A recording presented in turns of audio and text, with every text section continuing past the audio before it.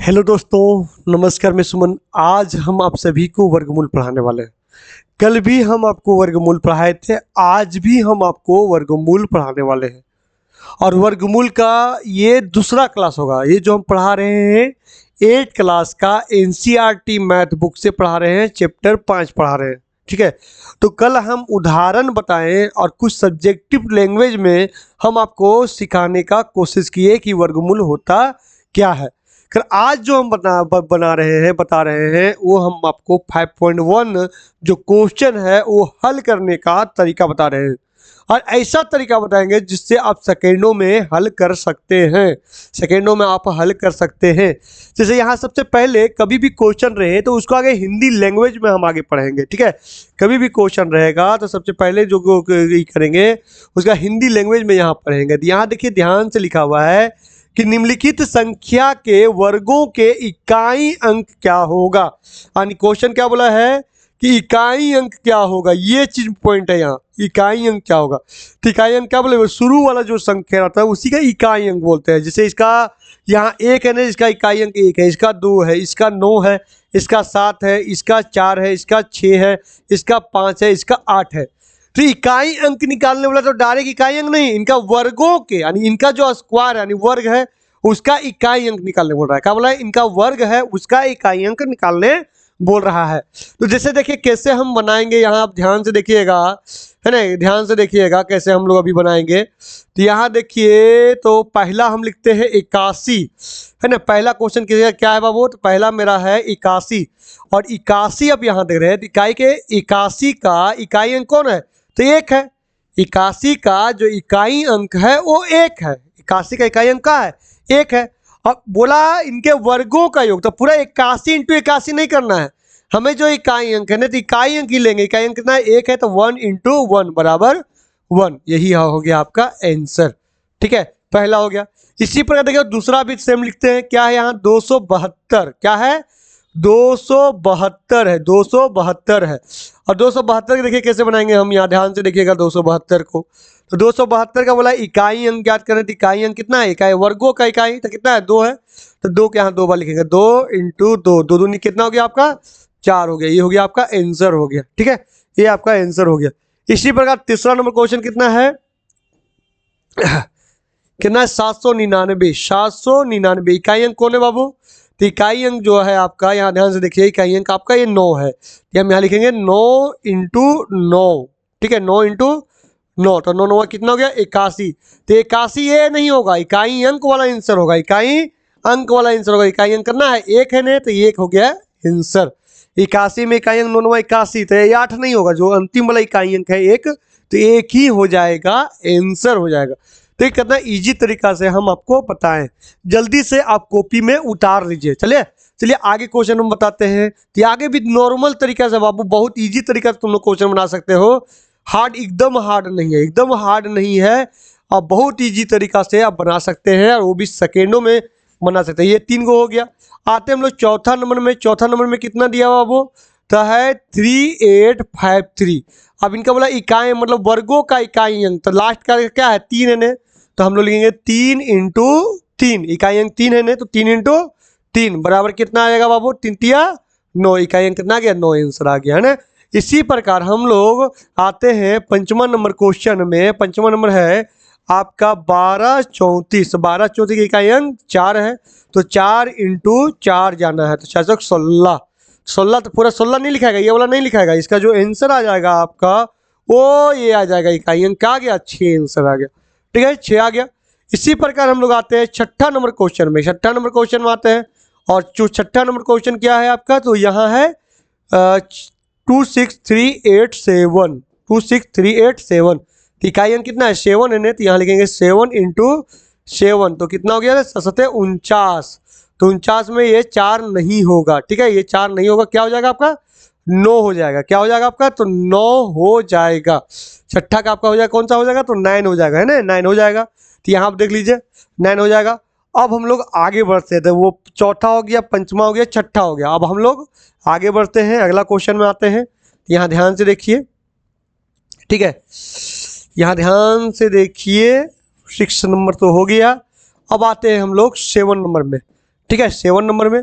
और 7 नंबर क्या है यहाँ ध्यान से देखो, तो 5 2 6 9 8 है ना।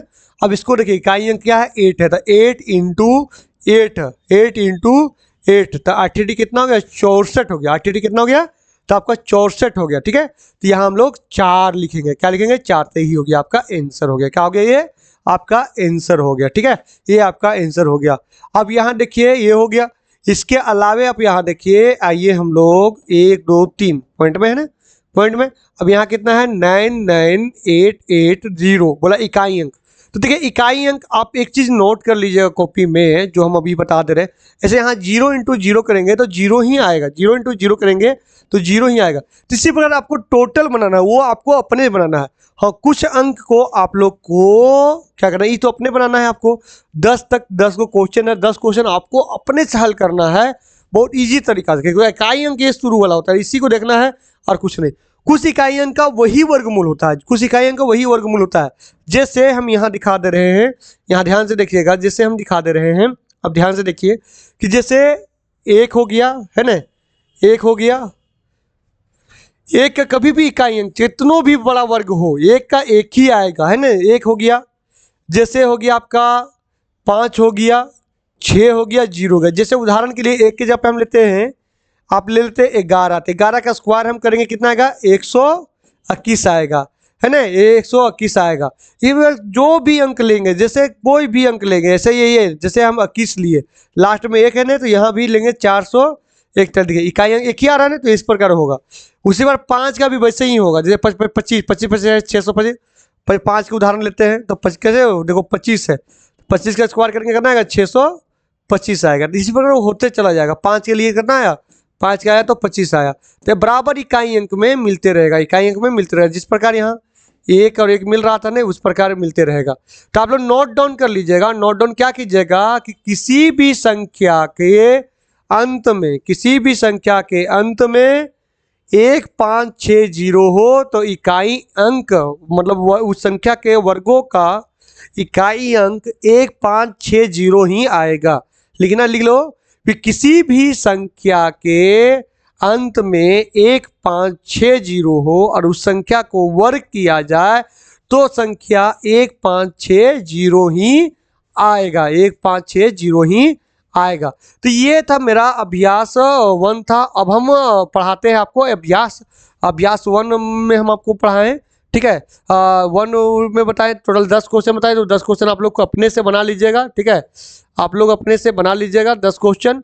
अब 10 क्वेश्चन से हम आगे बताने वाले हैं, यहाँ ध्यान से देखिए। ठीक है, तो हम लोग कितना बता दिए, 1 बता दिए पूरा। ठीक है, ये यहाँ देखिए 5.1 पूरे के 1 बता दिए। अब हम बताने वाले 2, और 2 में बोला है कि निम्नलिखित संख्या में स्पष्ट रूप से पूर्ण वर्ग संख्या नहीं है, इसका कारण दीजिए। नहीं है, इसका कारण दीजिए। तो चलिए ये हम अभी चलिए यहाँ देखिए कि यहाँ क्वेश्चन बोला है कि निम्न में से कौन एक पूर्ण वर्ग संख्या नहीं है, ऐसा कारण दीजिए। तो देखिए कभी भी हमें आपको लिखवाए हैं कि कभी भी किसी भी संख्या के अंत में, किसी भी संख्या के अंत में, है ना, अंत में 2 3 7 8 रहे तो वह संख्या वर्ग हो ही नहीं सकता, वह संख्या वर्ग हो ही नहीं सकता। जिस संख्या के अंत में 2 3 7 8 रहे वह संख्या वर्ग नहीं हो सकता।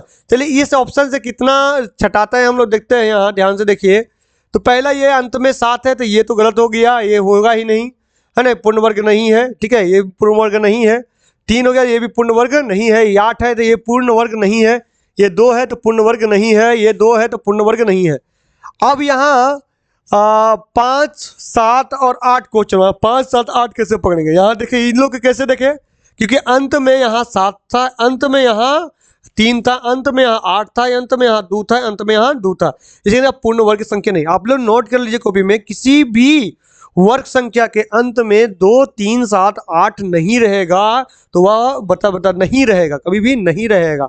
ठीक है, तभी वह पूर्ण वर्ग बन सकता है, नहीं तो नहीं बनेगा। नहीं, 2 3 7 8 अंत में है तो वो पूर्ण वर्ग संख्या नहीं है, पूर्ण वर्ग संख्या नहीं है। अब देखिए इसको हम लोग मिटाते हैं, आगे बढ़ते हैं। यहाँ ध्यान से देखिए, देखिए, है ना, क्या कि ये कारण तो हम लोग ये कर लिए। अब नीचे वाला कितना है, 64 है, ठीक है, 1 2 3। तो हम लोग लिख सकते हैं 64 के गुने लिख सकते हैं 1000, ठीक है। तो 64 के बदले 8 तो आ रहा है, अगर 1000 टूटेगा, 1000 कभी नहीं टूटेगा, यहाँ 4 जीरो रहता है तो डबल जबर जीरो टूटता, तो ये भी वर्ग आपका नहीं है।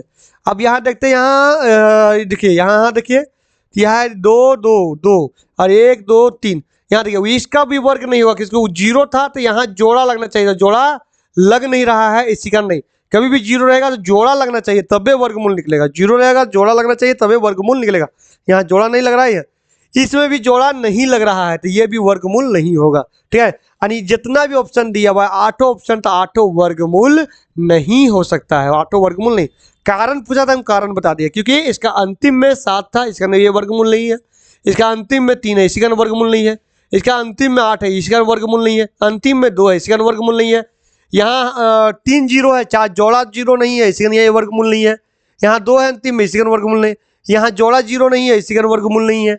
यहाँ जोड़ा का नहीं मतलब, जैसे देखो यहाँ 3 है, यहाँ 4 होना चाहिए, यहाँ 0 1 है ना, तो यहाँ 500 होना चाहिए, मतलब 1 0 और होना चाहिए, तभी ये होता। तो यही कारण है दूसरा। चलिए आते हैं हम लोग तीसरा नंबर क्वेश्चन में, है ना, तीसरा नंबर में आते हैं। और तीसरा नंबर में यहाँ ध्यान से देखिए, तीसरा नंबर क्या है मेरा, ठीक है। तीसरा नंबर भी उतना कोई हार्ड नहीं है, ठीक है ना, उतना हार्ड नहीं है तीसरा नंबर, ठीक है। तीसरा नंबर भी नॉर्मल क्वेश्चन है, उतना हार्ड क्वेश्चन नहीं है आपका। तीसरा नंबर भी आप देख सकते हैं।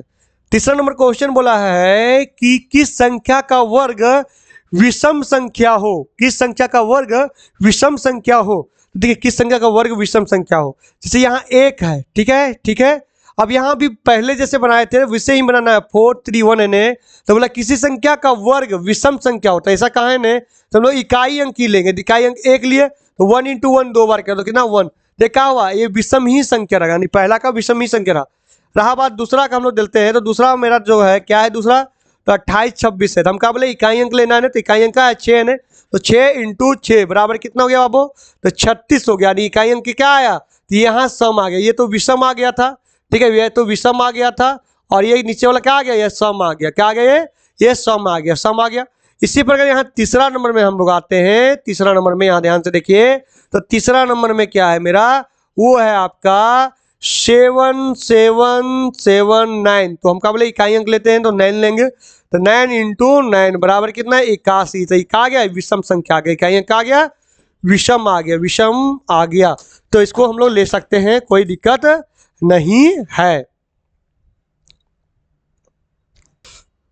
अब यहाँ देखिए, ध्यान से देखिए कि ये 3 को तो हो गया, चलिए चौथा हम लोग बनाते हैं। तो चौथा यहाँ ध्यान से देखिएगा, चौथा हम लोग बनाते हैं। चौथा कितना है बाबू, तो आपका है 82004 है ना, चौथा हम लोग आते हैं।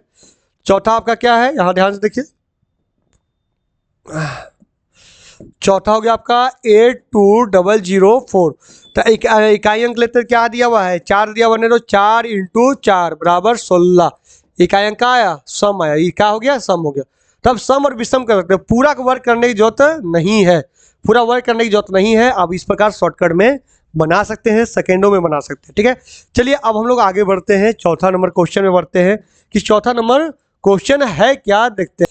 तो ये अगला जो क्वेश्चन है आपका, वो है आपका प्रतिरूप अवलोकन है। प्रतिरूप अवलोकन का मतलब है नहीं कि एक जैसा कर्म में बढ़ते जाना, जैसे कि 11 का 121 हुआ, यहाँ 101 है, दोनों साइड 1 0 आया, यहाँ 201 है, यहाँ देखिए कैसे बढ़ेंगे हम लोग, ध्यान से देखिए कैसे हल करेंगे।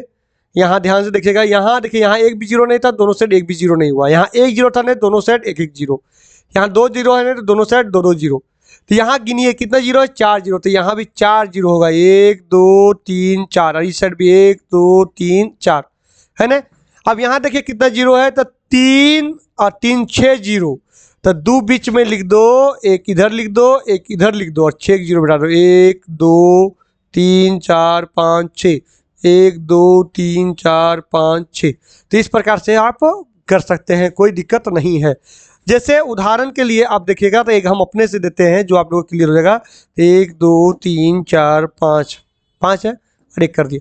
तो हम लोग इसको तब स्क्वायर करने बोलेगा नहीं, तो स्क्वायर करना बहुत ईजी है, इसका स्क्वायर करने बोलेगा नहीं, तो ऐसा कंडीशन में आप क्या कीजिएगा, एक इधर 1 लिख दीजिएगा, एक अंतिम में 1 लिख दीजिएगा, ठीक है, अंतिम में 1 लिख दीजिएगा, और बीच में लिख दीजिएगा 2 लिख दीजिएगा। अब यहाँ गिनिए कितना है, 3 2 5 गो है ना, तो यहाँ हम लोग 5 को कर देंगे, 1 2 3 4 5, 1 2 3 4 5। तो इस प्रकार से हम लोग कर सकते हैं, कोई दिक्कत नहीं है। कैलकुलेशन करके भी आप चेक कर सकते हैं। ठीक है, जितना सुनना रहेगा उतना हम लोग बढ़ा देते हैं। ठीक है, जितना सुनना रहेगा उतना हम लोग बढ़ा देते हैं। ठीक है, चलिए अब हम लोग आगे बढ़ते हैं क्वेश्चन नंबर 5 में। आज क्वेश्चन नंबर 4 तक ही रहने देते हैं, कल फिर आएंगे और क्वेश्चन नंबर हम आपको 5 बताएंगे। तो चलिए फ्रेंड, धन्यवाद।